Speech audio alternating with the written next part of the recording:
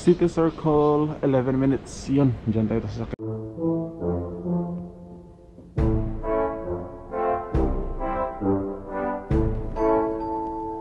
Panibagong araw, panibagong vlog na naman tayo ngayon, no, Bisdak. Yun nga, andito tayo sa right. Andito tayo sa Maryland Station, mga kabisdak. Wait lang. Yun, konti lang yung tao dito. Konti lang yung tao dito, mga bisdak, kasi nga merong restriction. So hinihintay ko yung train para pupunta ako dun sa Sydney Olympic Park. Kaya samahan niyo ako ngayon, mga kabisdak. 6 minutes pa kasi yung train, mga kabisdak, at malamig kaya pasok tayo dito, mga kabisdak. Merong maliit na room para to sa diba, sa mga naghihintay ng kanilang train. Halimbawa wala nang upuan sa labas, so pwede dito sila umupo, or kaya pag masyadong malamig sa labas, pwede silang pumasok dito. So dito tayo maghintay kasi 6 minutes pa yung 6 minutes pa yung train na papuntang Sydney Olympic Park. Alright, andiyan ang train natin, mga bisdak. Dito tayo sasakay, mga bisdak. Konti lang yung tao ngayon, mga bisdak, kasi merong restriction dito. So yung pwede lumabas is yung mga yung mga essential worker. So dito pasok tayo.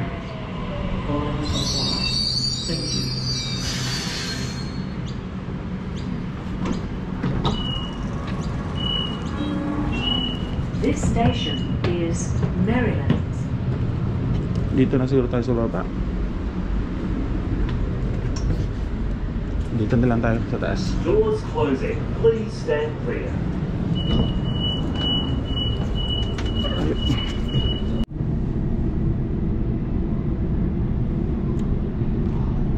Yung next station pala, mga bisdak, after ng Maryland is Granville. So doon tayo bababa sa sa Doors closing. Ito yung Granville, mga bisdak.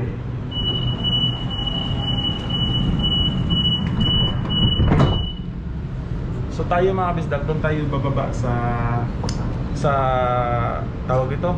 So doon sa Lidcombe, isa siyang interchange na platform kasi pupunta tayo sa Sydney Olympic Park. So pagdating natin doon sa Lidcombe, dalawang stop, and then Lidcombe na. After pala ng Granville, mga bisdak, is Auburn.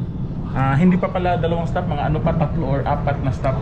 So ngayon papunta tayo sa Auburn Station. Yan. Dati dyan kami nakatira sa Auburn Station, at ito yung nakikita nyo sa harap. Para siyang yung tawag nito, dyan inaayos yung mga train ba, parang parking area ng mga train. At dyan nila inaayos yung mga may sira na train para sa maintenance, at kung ano-ano pang kailangan gawin na maintenance sa train. Maraming train.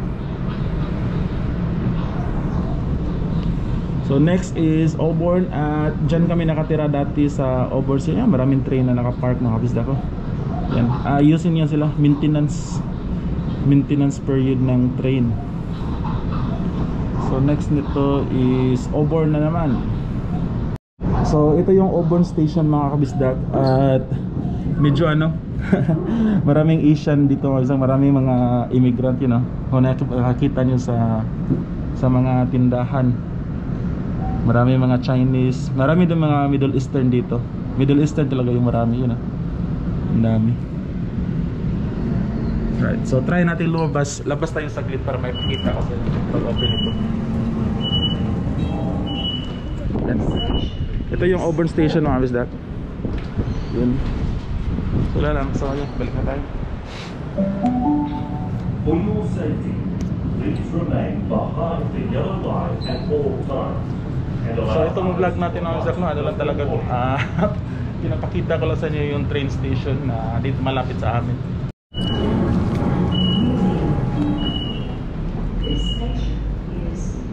So dito na tayo sa Lidcombe, mga bisdak. Teka lang, naguguluhan ako kung saan yung papunta sa Sydney Olympic Park. Kasi tayo, mga bisdak, papunta tayo sa Sydney Olympic Park. Saan ba yun? Napakalaki kasi nitong Lidcombe Station, mga bisdak. Sanahan, mayroong mga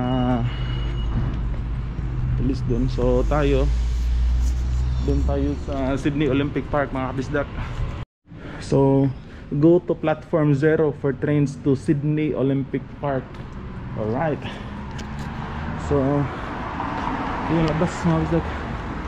So samahan niyo ako mga Bisdak. Punta tayo ng Sydney Olympic Park. At ipapakita ko rin kung ano yung sasakyan natin, yung way papunta doon. At yung Sydney Olympic Park mga Bisdak, yan, dyan ginanap yung Olympics dati. At napakalaki nga ditong mga Bisdak, itong Lidcombe Station. Yun. Napakalaki nito kasi isa siyang interchange platform to, yung mga papunta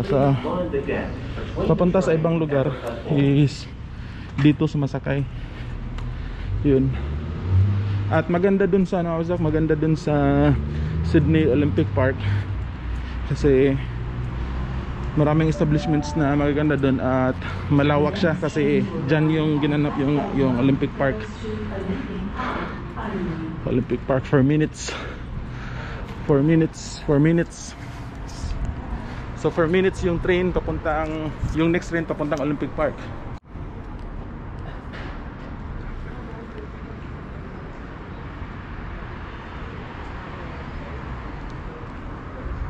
The train. Alright, so ito yung next train mga Bisdak papuntang Olympic Park, yun. The train on platform 1 goes to Olympic Olympic Park. Park. Alright, let's go.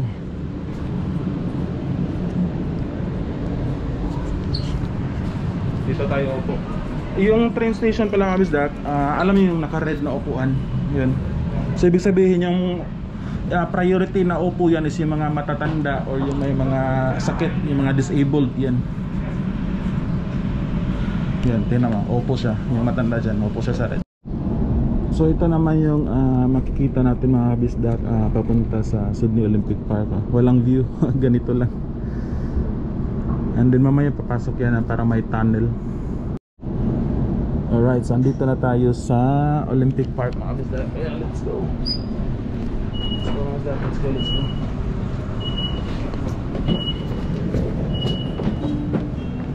This section is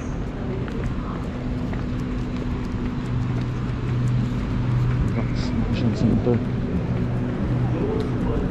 Yun mga Bisdak, so ito yung train station ng Olympic Park mga Bisdak, no? At napakalaki din ito mga Bisdak. Dito nagtatrabaho si Ami dati, parang 3 to 4 years siya nag-work dito. Alright. Dito daw, dito.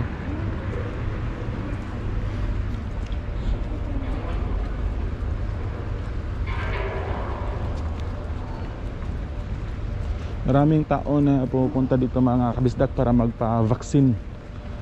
Yun na, vaccination center. Alright, dito na tayo mga kabisdak. Teka lang kasi nagmamadali na ako mga kabisdak. Appointment only. Nasaan ba yun?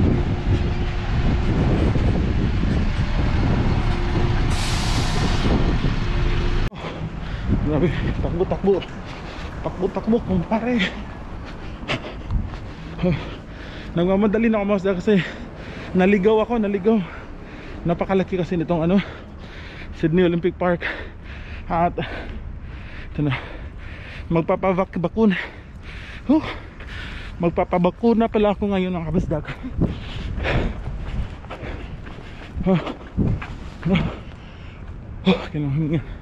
Yun, meron akong vaccine schedule ngayon, Pfizer.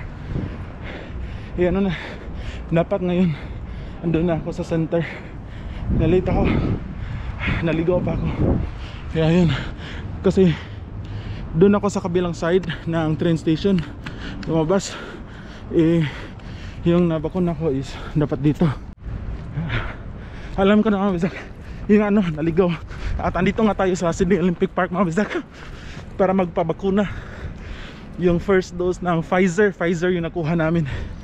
Ako muna kasi si Ami sa sa Thursday, Huwebes. Hindi kasi kami pwede magsabay kasi wala magbabantay kay Gian. Kaya palitan kami. So takbo na ako. Yan yung arena.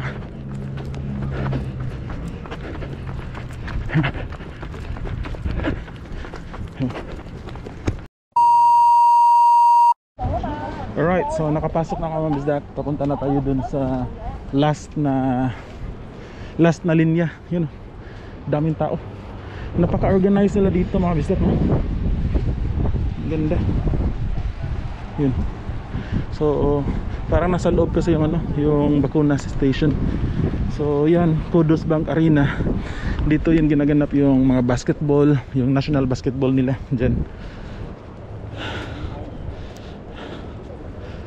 And then maraming nagpaano. Ano pa lang ngayon mga Bisdak, 8:30 AM, 8:30 morning. Ayan.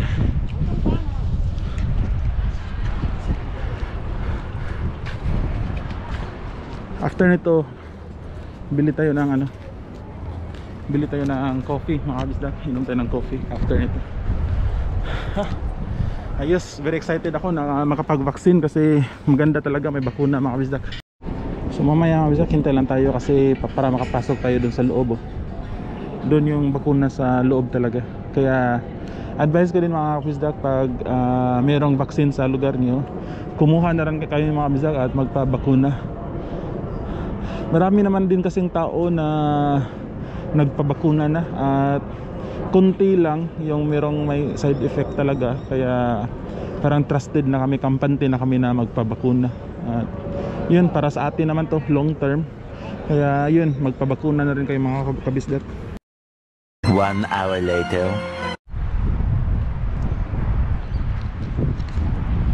So alright, tapos na tayo makapag-vaccine mga Bisdak. Yung first dose natin, no, Pfizer vaccine. So okay naman siya mga Bisdak, wala naman ako naramdaman.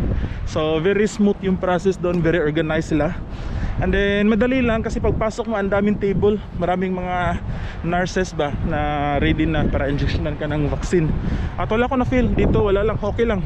Kaya I also encourage mga Bisdak, pag meron na available na vaccine sa lugar nyo, magpa-vaccine na rin kayo para sigurado na. Kasi mayroong iba na nagda-doubt about sa vaccine, mayroon ng health effect.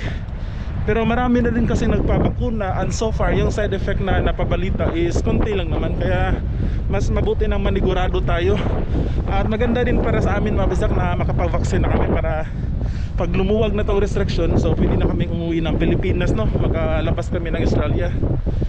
So yun, so ngayon bili tayo ng coffee mga Bisdak. Oh, sakit ng tuhod ko kanina.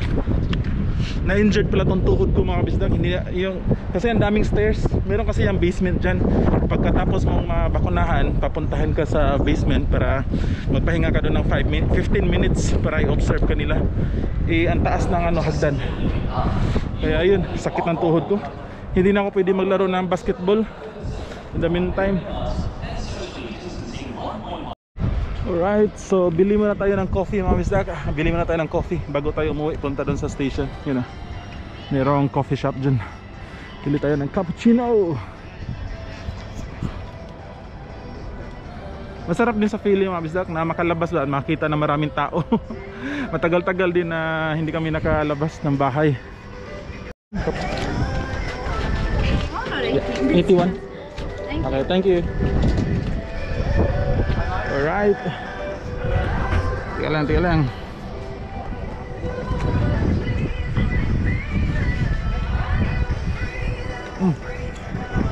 Init. So uwi na ako mga Bisdak. Uwi na tayo. So uwi muna ako. Ay ano. So uwi na ako ng bahay mga Bisdak kasi magtatrabaho pa ako. Hindi ako nag-leave ngayon.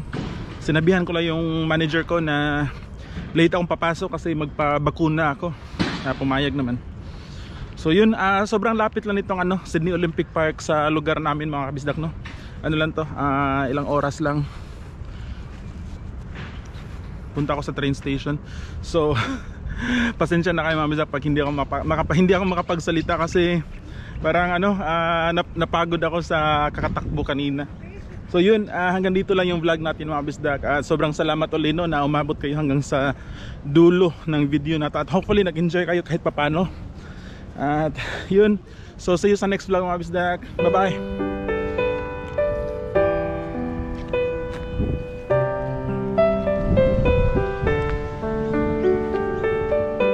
Alright, sakit talaga ng tuhod ko.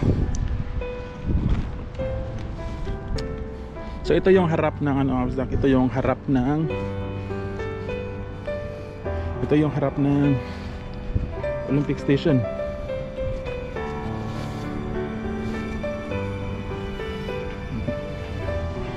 Andun yung sanahan yung ano, andun sanahan yung train station dun.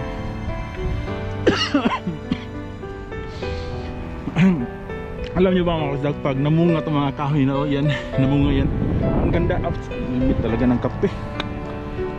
Na pag namunga yan, ang ganda tingnan yan dito sa labas.